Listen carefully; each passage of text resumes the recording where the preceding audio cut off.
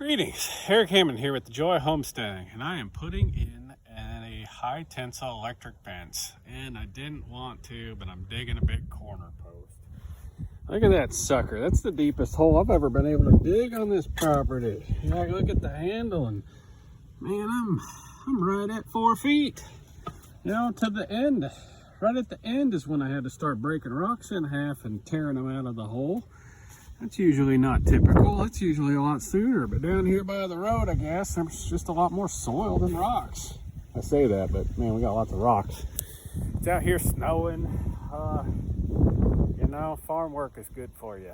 Digging holes, all the exercise. I don't need to go to the gym. We're gonna set a hedge post. So I got this hedge post right here. I got these used. I don't know how old this sucker is. That's a piece of Osage orange, the Bodark tree. And I'm gonna set that in that hole. I actually dug the hole kind of curved a little bit because the post is curved. So these things, there's always at least one straight side to them, but the rest of them are crooked. I had one that was shaped like a big old C, and I dug that hole sideways, you know. We try and set them at 4 feet. There's been places on my property I couldn't get over 40 inches because I hit the main reef. But if you look up that away, I'm going straight through those trees. That's the property line. Folks, there isn't a better post than a piece of hedge. I know it looks ugly. I know it looks terrible. But you put that sucker in the ground, that's permanent. That's a permanent post. I guarantee you, when I put that in the ground 100 years from now, that thing's gonna be fine. There's gonna be nothing wrong with that post.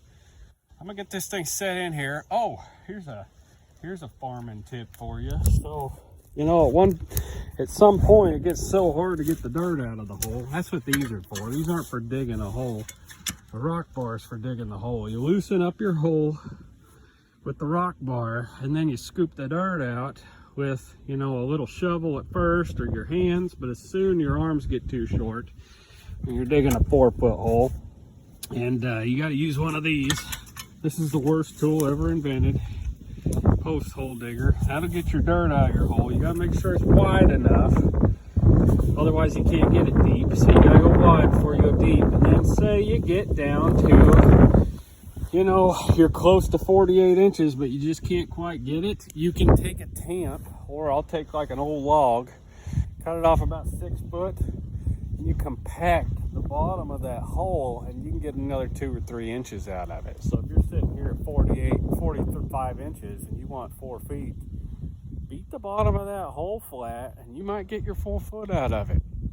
Now usually we have a lot of clay soil and a lot of rock, so down here by the road it's weird that it isn't like that. I mean, it did go from topsoil to this other, you know, kind of a clay soil, and there's a lot of rock in it, but it isn't like it is at the top. At the top it's terrible. So usually I just beat those rocks in there and call that post good. This is a property corner. I'm putting a hedge post in it. I'm actually gonna put concrete in this. This is the first post I've ever set in concrete. Man, that sucker's gonna be there a long time. I can't even tell you how long that hedge post is gonna last. I bet in 100 years it ain't even close to rotten. It's kind of cool wood. This is the start of this high tensile project.